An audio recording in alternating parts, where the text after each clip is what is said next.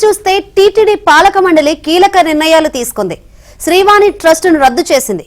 తిరుమలలోని శారదాపీఠం భూముల లీజును క్యాన్సిల్ చేసింది. అలాగే తిరుమలలో రాజకీయాలు మాట్లాడేందుకు వీల్లేదంటూ నిర్ణయం తీసుకుంది టీటీడీ.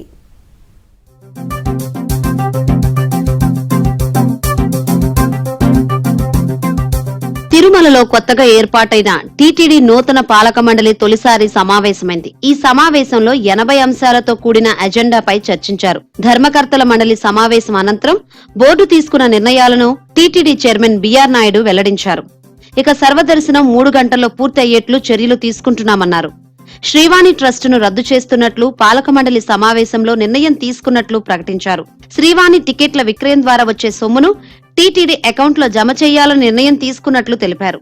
శ్రీవాణి ట్రస్ట్ ఏదైతే ఉందో ఆ ట్రస్ట్ ని రద్దు చేసి దాన్ని మెయిన్ అకౌంట్ లోనే, అంటే ఆ శ్రీవాణి అనే స్కీమ్ ఉంటుంది, ఆ పేరు మాత్రం కొన్ని అపోహలు ఉన్నాయి కాబట్టి మెయిన్ అకౌంట్ లోనే మెర్జ్ చేద్దాం, దాన్ని సపరేట్ అకౌంట్ కాకుండా మెయిన్ అకౌంట్ లోనే వేయాలని చెప్పి నిపుణులని సంప్రదించి వాళ్ళు ఏ విధమైనటువంటి సలహాలు ఇస్తారో దాన్ని బట్టి నిర్ణయం తీసుకోవడం జరుగుతుంది.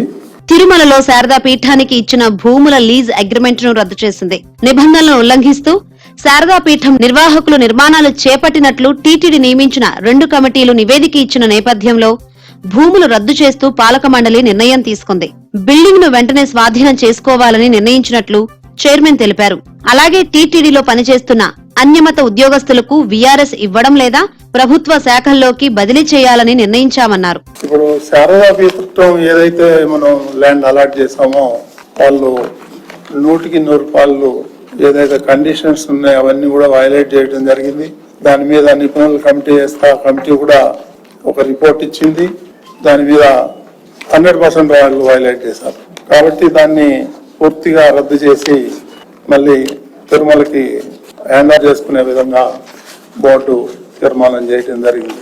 ఇక తిరుమల శ్రీవారిని దర్శనం చేసుకున్న తర్వాత రాజకీయాలు మాట్లాడకూడదని బోర్డు నిర్ణయం తీసుకుంది.